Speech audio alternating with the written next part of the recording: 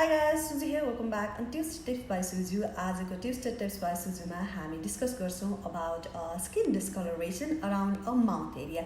जस्तो कसैको यो पार्टमा चाहिँ लिप्सको वरिपरि चाहिँ अलिकति स्किन डार्क देखिने, ब्ल्याक देखिने या जुन अरु स्किन छ, स्किन पार्ट्सहरु छ त्यो अनुसारको सिमिलर स्किन टोन नहुने हुन्छ।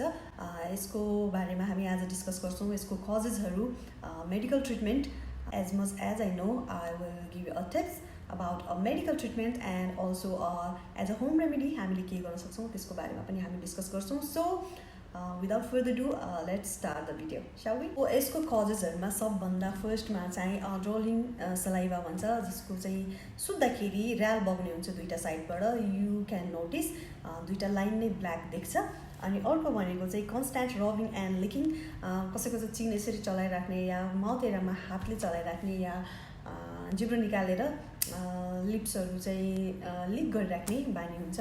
त्यसले पनि तपाईको माउथ एरियामा चाहिँ त्यो सलाइभाको थुकको कारणले चाहिँ स्किन डार्क हुँदै जान सक्छ। अर्को भनेको पेरिओरल डर्माथोसिस, यो चाहिँ स्पेशली लेडिजहरुलाई हुन्छ। माउथ एरियामा तपाईले नोटिस गर्नु भएको छ कि छैन, मलाई पनि एकचोटी भएको थियो, सानो मसिनो फोकाहरु आउँछ रेड वाला, त्यसको कारणले पनि हुन्छ। अर्को चाहिँ एक्यान्थोसिस नाइग्रिग्रान्स, यो चाहिँ ब्लड सुगर और इन्सुलिनको कारणले हुन्छ। यसको बारेमा हामी डिस्कस गरौँला।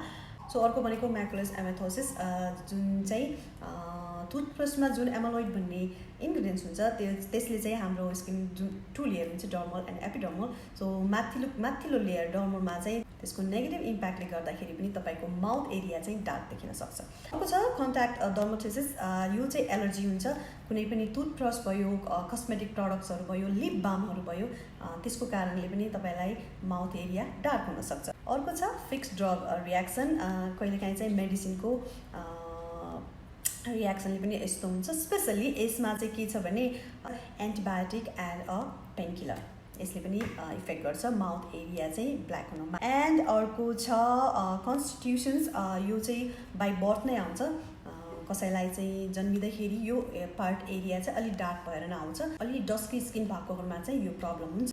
अनि अर्को छ स्टेरोइड क्रिम, विच इज त्यो मेडिसिन चाहिँ मेलाज्मा या पिगमेन्टेसन्स को लागि युज हुन्छ। त्यो क्रिमको कारणले पनि त्यसको साइड इफेक्ट भनेको तपाईको स्किन कालो हुँदै जाने या व्हाइट प्याचेस आउने हुन्छ। स्टेरोइड क्रिमको कारणले पनि तपाईको माउथ एरिया डार्क हुन सक्छ। So these are the reasons for dark mouth area भनौँ। फर्स्ट रिजन भयो ड्रोलिङ सलाइभा, सुतेको बेलामा थुकहरु बग्छ या र्याल बग्छ भने त्यसले पनि हुन्छ।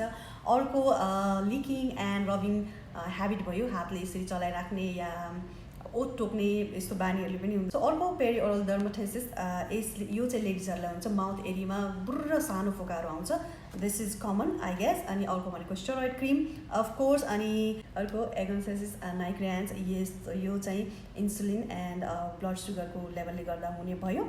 अर्को छ म्याकुलर एमेथोसिस, यो चाहिँ टुथपेस्टमा भएको जो इन्ग्रेडियन्ट्स हुन्छ एमिलोइड, त्यो चाहिँ स्किनको माथिल्लो लेयरमा जम्मा भएर हुने हो। अर्को कन्ट्याक्ट डर्माथोसिस, यो चाहिँ प्रडक्ट एलर्जिक भयो, जस्तो टुथपेस्ट भयो, स्किन केयर प्रडक्ट और कस्मेटिक प्रडक्ट और लिप बाम, यिनीहरूले गर्दा हुने भयो। Next one is fix drug reaction, यसमा चाहिँ एन्टिबायोटिक र पेन किलरले चाहिँ धेरै इफेक्ट गरेको पाइन्छ। एन्ड कन्स्टिट्युसन्स, यो चाहिँ बाइ बर्थ आउँछ।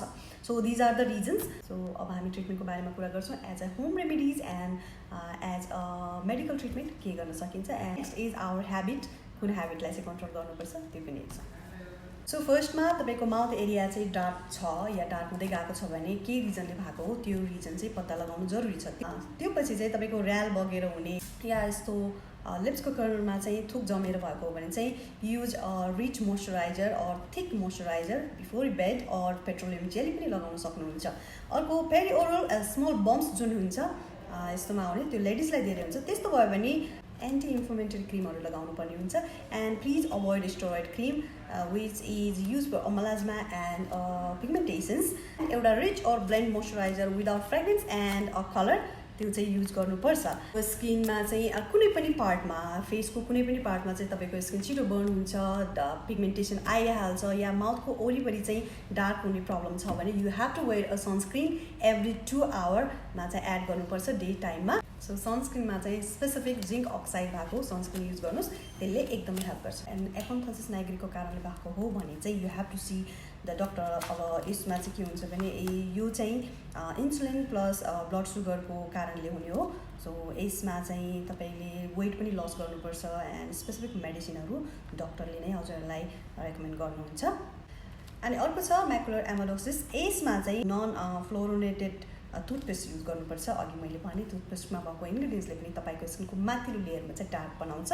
तपाईँले नन फ्लोरोनेटेड टुथपेस्ट चाहिँ युज गर्नुपर्छ इन्ग्रिडियन्ट्समा हेर्नुहोस् किन्दाखेरि। अनि फिक्स ड्रग्समा चाहिँ तपाईँलाई ड्रग्सको कारणले त्यस्तो हुन थाल्यो भने you have to consult with your doctor, medicine change गर्नुपर्ने हुन्छ।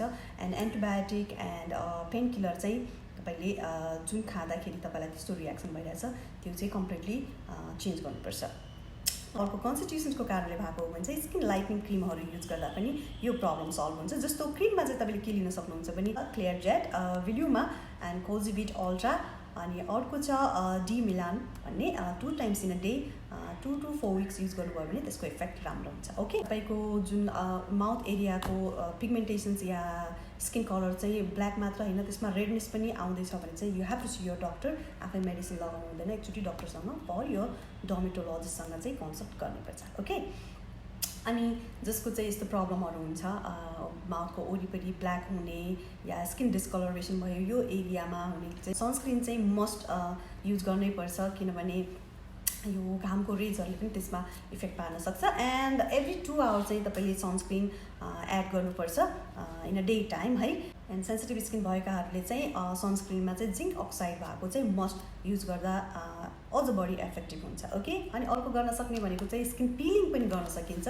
अनि स्किन पिलिङ ट्रिटमेन्ट गर्ने हो भने चाहिँ म्यान्डलिक एसिड पिल छ, अर्को एउटा ल्याक्टिक एसिड पिल गर्न सक्नुहुन्छ, आर्जिमिन एसिड पिल पनि गर्न सक्नुहुन्छ, और ग्लाइकोले पनि तपाईँले स्किन पिलिङ गर्नुभयो भने त्यसले पनि इफेक्ट राम्रो दिन्छ। And next one is laser, 2 to 3 सेसनसम्म गर्नुभयो भने पनि त्यसले पनि तपाईँको स्किनको जुन डिस्कलरेसन छ अराउन्ड द माउथ त्यो कम हुनसक्छ।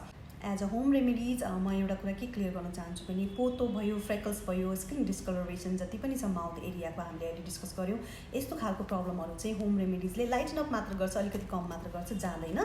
तैपनि के होला जस्तो लाग्छ भने आई टेल यु। फर्स्टमा युज गर्न सक्नुहुन्छ tomato juice. Every day tomato juice चाहिँ इफेक्टिभ एरिया यो माउथ एरियामा रेगुलर लगाउनुहोस्। 15 to 20 मिनट राखेपछि वास गर्नुहोस्। फर 4 to 6 week गर्नुभयो भने अलिकति इफेक्ट देख्छ। अर्को भनेको पोटेटो जुस, त्यो चाहिँ सुत्नुभन्दा अगाडि लगाउने हो इफेक्टिभ एरियामा। 4 to 6 week अगेन लगाएर सुत्नुहोस् अनि भोलिपल्ट उठेर मुक्तनुहोस्, त्यसले पनि इफेक्ट गर्छ। एन्ड नेक्स्ट वान इज दही र हनी मिक्स गरेर एउटा मास्क बनाएर रेगुलर रूपमा लगाउनु भयो भने पनि त्यसले पनि 4 to 6 weekमा अलिकति लाइटन अप गर्छ। बट होम रेमेडिजले यस्तो स्किन डिस्कलरेसन चाहिँ जाँदैन। You have to understand this things. So guys, this is it. अरू कुनै टपिकमा भिडियो बनाए हुन्थ्यो जस्तो लाग्छ भने you can DM me on my Instagram page who has subscribe my YouTube channel. Thank you so much. If you haven't please subscribe my YouTube channel and you can be on my Instagram, TikTok और Facebook, Suju Pari, same handle name everywhere. And I do post a video about skincare, makeup and hair tips on my YouTube channel and Instagram page. Instagram मा चाहिँ regular बेसमा नै गरिरहेको हुन्छु। मेरो makeup पेजमा चाहिँ Suju's makeup भन्ने अफिसियल पेज छ। And you can be on my TikTok also, त्यहाँ पनि मैले यस्तै खालको टिप्सहरू दिइरहेको हुन्छु।